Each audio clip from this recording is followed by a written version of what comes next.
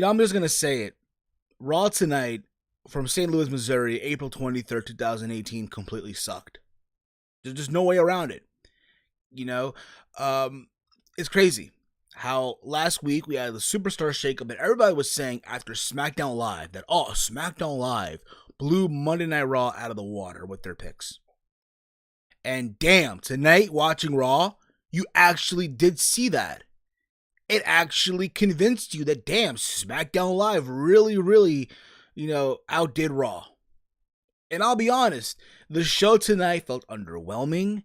It was difficult to sit through. It is one of those things where it's like, did they really on purposely sabotage Monday Night Raw just to please all these SmackDown Live lovers out there? Keep this in mind.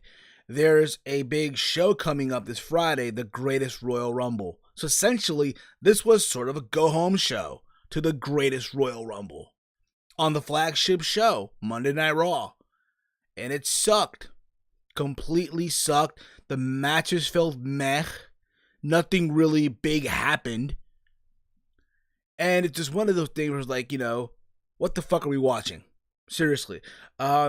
Keep this in mind, 2 weeks from now, we got a pay-per-view coming up called Backlash, which is in my backyard in New Jersey. And I'm not sure if I want to go or not, even though I'm thinking about it, but who the hell knows at this point in juncture. But anywho, that's my overall thoughts on Monday Night Raw. I want to hear from you, motherflower, down below in the comments of this video, your take on this show. If you actually did like this show, it'll be a miracle if any of you actually sat there and told me right now that you actually did enjoy this show. If you did, whatever you're on, please let me your connect. Lend me your connect, if you will. Or if not, let me know on Twitter at HeelSteven. So the show kicked off with a 10-bell salute to Bruno Sammartino. As you all know, last week he passed away. And WWE, I feel like, did a very good move here by honoring Bruno Sammartino. They had all the superstars, the men and the women, on the entrance area to kick off the show, the 10-bell salute. They played a video package talking about and honoring Bruno Sammartino, which I honestly thought was a very good way to kick off the show. Again, Bruno Sammartino will go down in history as one of the all-time greats, arguably the greatest of all time. I understand that as I'm doing this recording, WWE on the WWE Network is airing a documentary on Bruno Sammartino, which I'm probably going to watch after this review, or if not, maybe tomorrow, and I'll probably do a review on that this coming Wednesday. My thoughts on the documentary. So if you're subbed to this channel, make sure you tune in for that. If you're not, hit that sub button down below, as we are literally close to 1,600 subscribers. We're all like literally 4 subs away as we speak, okay? And I thought that was good. That's how you kick off a show, fine, honoring Bruno all you want. And then we get to Brock Lesnar, who was advertised to be on the show tonight, and it makes sense because, again, he's defending his title inside of a steel cage against Roman Reigns. And he's with Paul Heyman, and Heyman said Reigns won't stand a chance in a steel cage against Brock Lesnar at the Greatest Royal Rumble. Just pretty much saying the usual stuff that, he doesn't make predictions, he makes spoilers, and how Roman Reigns might end up returning back to the States in a box. Or, maybe left in the the Saudi Arabian desert. And people were booing, obviously. And it's crazy. As all this was happening, believe it or not, there were like 10 people or 6 people, whatever the fuck it was, in the ringside area. I want to say by the timekeeper area, chanting for Roman Reigns. And you can hear them just chanting, Roman Reigns, Roman Reigns, we want Roman. Roman. Keep this in mind. Listen, as you all know, I'm a Roman Reigns fan. I've made, no secret to that. And I know I'm one of a few people that are Roman Reigns fans. That being said, I've said this numerous times, I don't agree with the way he's been booked. And this, to me, just made it worse. We're going again with this whole sympathetic, feel sorry for the guy bullshit. Then out comes Roman Reigns, of course, and the whole 6 people or 10 people that were chanting Roman Reigns, you heard them louder. I guess the people in production adjust the volume on that alone, whatever. The people are also booing, okay? And Roman just said, "Hey, listen, all I know is when I return home to America, I'm returning back with the Universal Championship." Drops to, and you can believe that, drops to Mike and walks away. No brawl, nothing. And again, you know what? I know people were upset with that, which is fine. But I feel like you do that. Do you want to have what happened to the build up to WrestleMania happen all over again, where literally Brock beats up Roman every single time leading up to the big show? That's what happened in the build up to WrestleMania 34. No matter what Roman did to get some momentum or upper hand, Brock just always found a way to prevail. And the last thing you want for that to happen again and again, this whole just feel sorry for Roman. You know, it's ridiculous. Yes, were the 10 people that were chanting for him, were they plants? Yes, they were. They were plants. You know, then again, who the hell knows? Maybe they were real Roman fans. But I don't want to. Again, it could be. But at the same time, it's really difficult when 10 people or 6 people, whatever the fuck it was, were cheering when the rest of the crowd were booing. I can relate. I was there at WrestleMania 32 in Dallas. I was cheering for Roman when he beat Triple H. Everybody was booing. But that's besides the point. I said this before, I'll say it again. You know, it's been 4 years already. 4 years to this whole plan of Roman Reigns beating up Brock Lesnar. Do I think it'll happen in Saudi Arabia? A part of me says yes. But then there's that part of me that says, I don't know. Because reality is, we don't know how long is Brock's deal with WWE, the new deal. We don't know for how long it is. And who's to say this Friday's Brock's final appearance, which I know a lot of people would want. But again, I thought this segment to kick off the show had its moments. But then again, you know, you hear Paul Heyman talk every single time. You heard them all, you know? And just the whole 10 people, those 10 plants that were there for cheering for Roman, just really, you know, it just made it cringe. It's like, okay, you're playing a high school sport, right? And your mom or your dad or your family, if you will, are cheering you on, but you're sitting on the bench. That's literally what it was like. Then we had the first match of the show. We had Elias versus Bobby Roode. Elias was supposed to perform, and then as he was about to sing, Bobby Roode interrupts him. They have the match. I'll be honest, this match went on way too long for no reason whatsoever, in my honest opinion. I'm not saying that this match was bad or was it good. It just felt like it just dragged on and dragged on and dragged on. You know? I'm like, when is this shit gonna end? Let it be over already. And that's what literally happened here. Elias picked up the win. He rolled up Bobby Roode for the win. And again, you know, it's one of those things where, you know, you would think, hey, Bobby Roode's on SmackDown on Monday Night Raw now, so SmackDown Live, even though he was dressed in blue.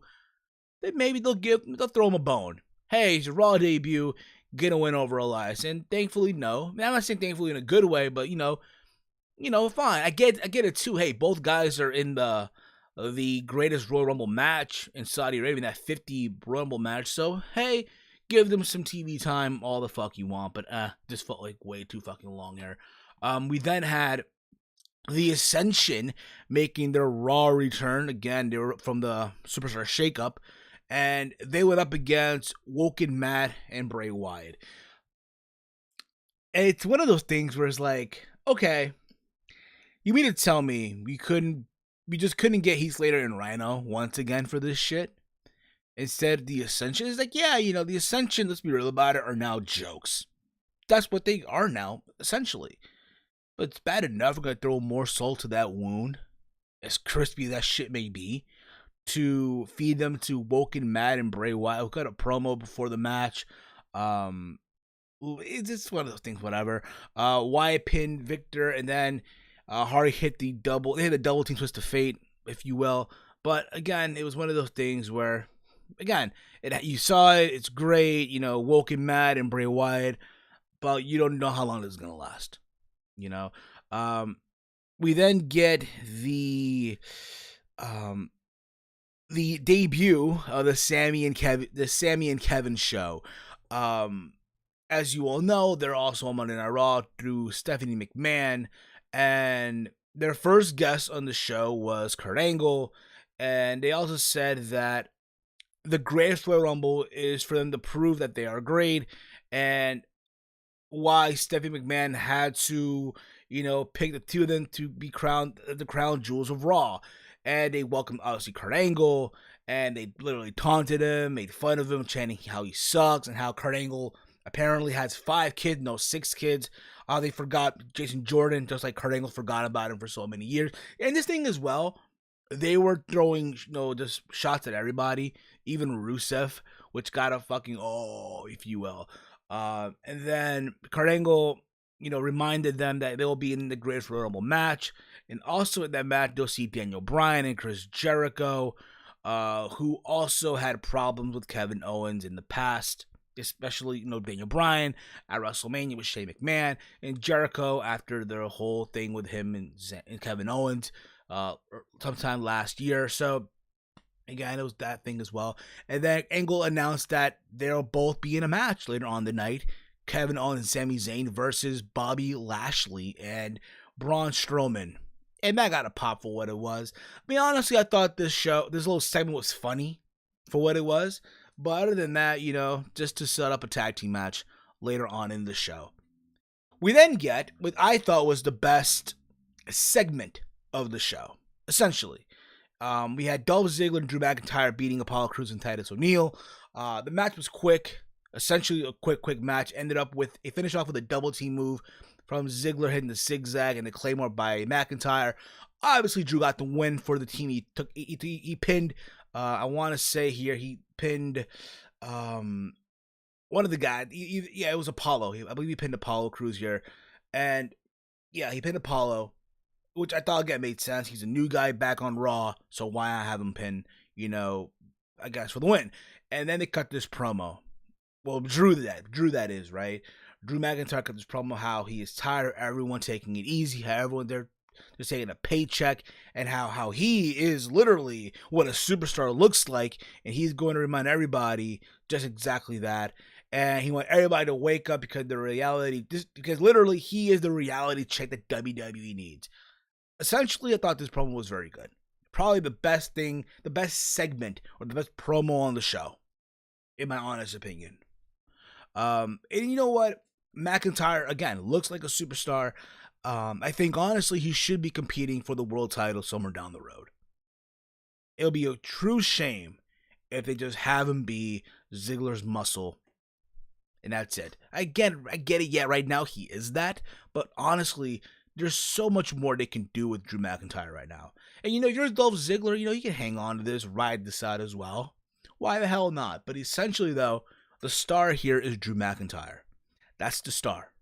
And I'm not saying SummerSlam do a program with Roman Reigns and Drew McIntyre for the championship, as if Roman does beat Brock, but you can do, a big profile match, let's say Roman has the belt by this time.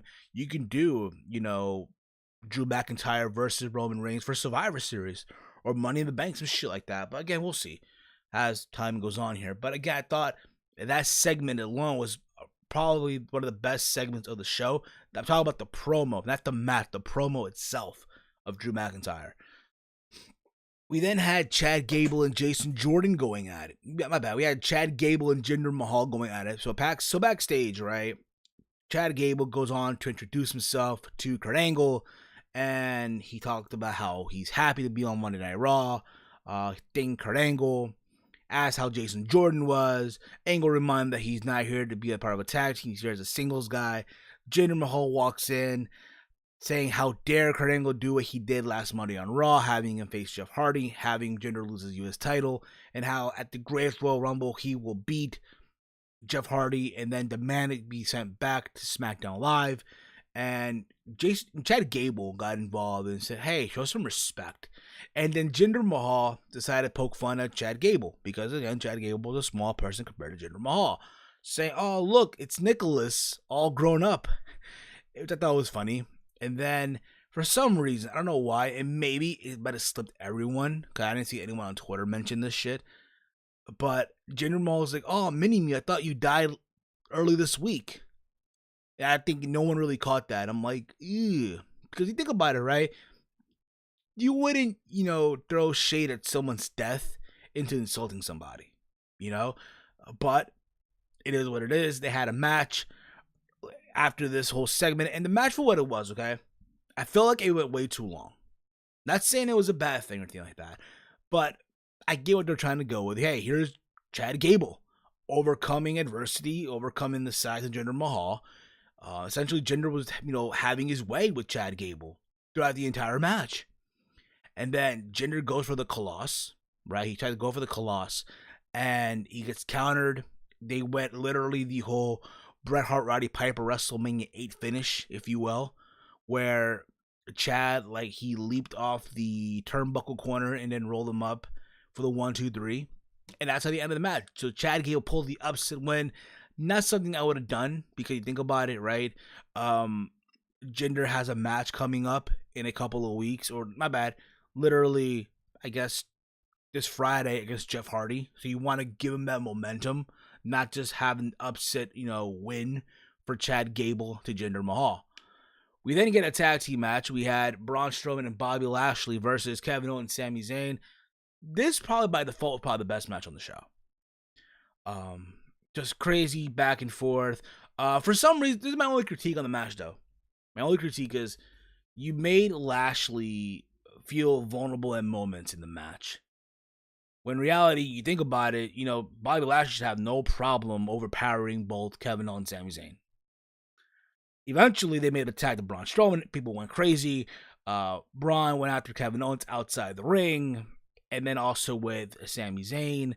You see in the corner, Bobby just being so gassed out and shit. It's like, bruh, not a good look, if you will.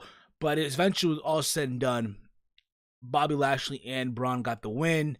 So Strowman literally pinned Sami Zayn after hitting the power slam, and the crowd goes happy with that. I don't know. Maybe they could do a tag team with Braun and Lashley, or have a feud somewhere down the road. But overall, I thought this by default was like the best match on the show. But that's my honest opinion. We're supposed to get the Raw debut, if you will, of Baron Corbin.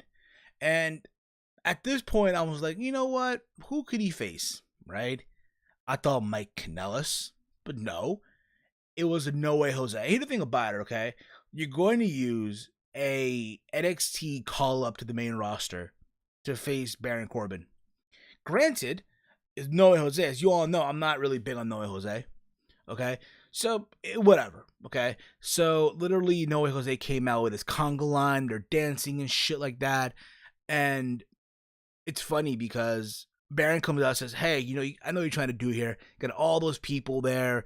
And I'm just not going to do it. No way, Jose. And he just walks away. And then Jose's like, hey, you know what? Just because I'm not having the match doesn't mean that the party has to end. So the party continues. Everyone's dancing and shit. And as the whole conga line leaves, right? No Way Jose's on his own. Baron Corbin comes out and literally attacks No Way Jose, which needed to happen. It needed to happen, and it did. Good for him. Awesome. But that's my take on that.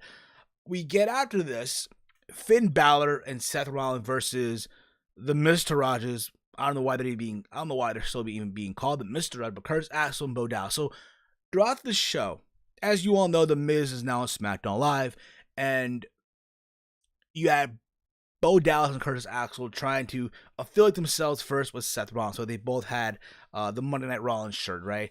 And they wanted to say, oh, how we could be better than the Shield, how Miz is gone, but we could be better than the Shield, joining forces be the great thing in WWE with their DNA, and Rollins is, being Rollins and shit like that.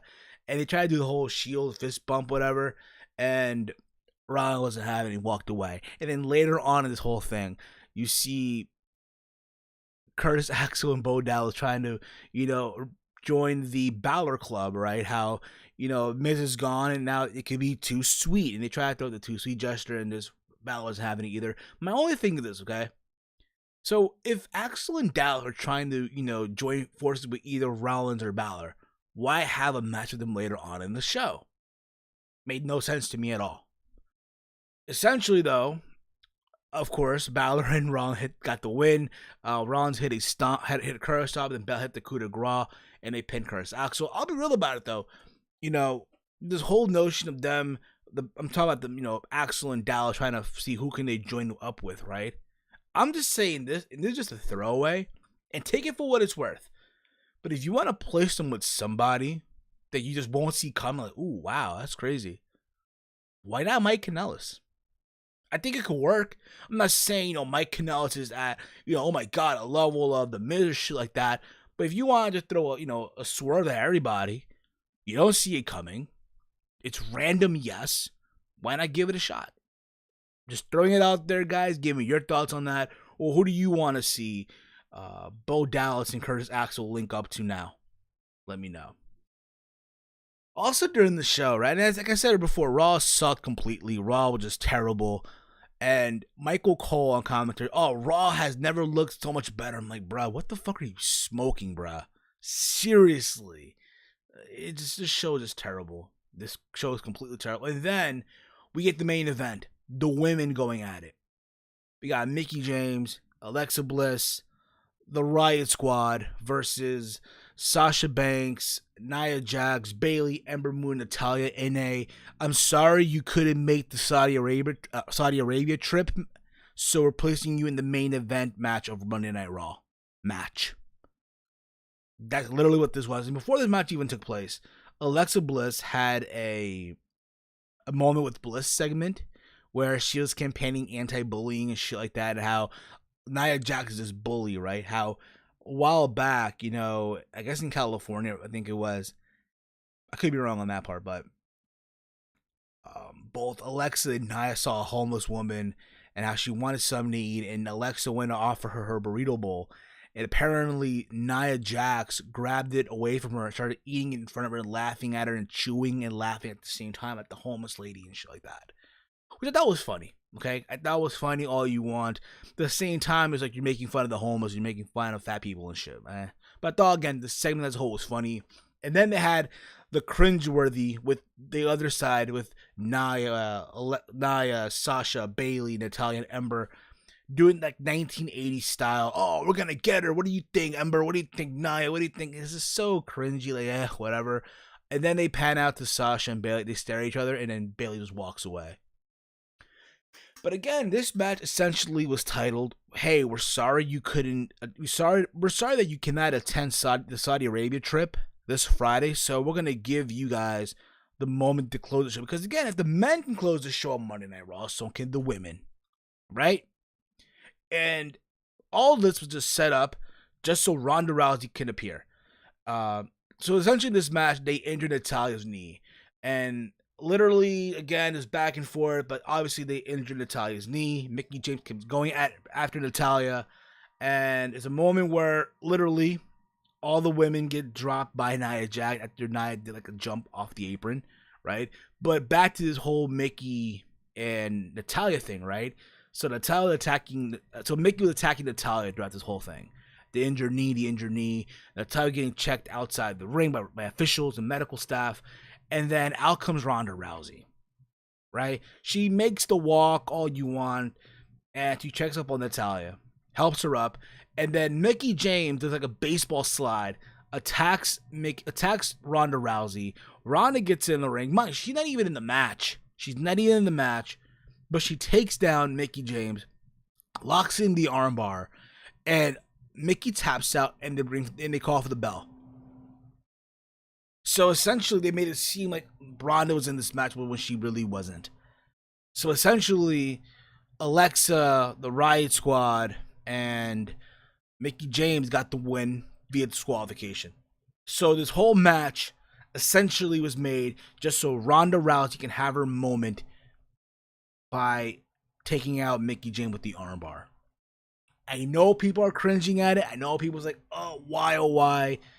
Essentially, again, this was supposed to be that, hey, like I said, I'm sorry you couldn't attend Saudi Arabia, so we're giving you the closing segment of the show. You know what's funny? The Silent Monster said this on his podcast yesterday, and I kind of agree with him too. I guess someone asked him in his mailbag question, what if WWE decided to do an all-women's show the same time that the men are in Saudi Arabia? I think it could have worked if you had time to build that up, but it's one of those things where it's like, now it's like, at this point in junction. But again, Monday Night Raw tonight completely sucked. It's a complete missable show. SmackDown Live is tomorrow. I'll be back tomorrow to review SmackDown Live. I'll be reviewing NXT this Wednesday. Also, I'll be giving you guys my thoughts on the Bruno Sammartino documentary.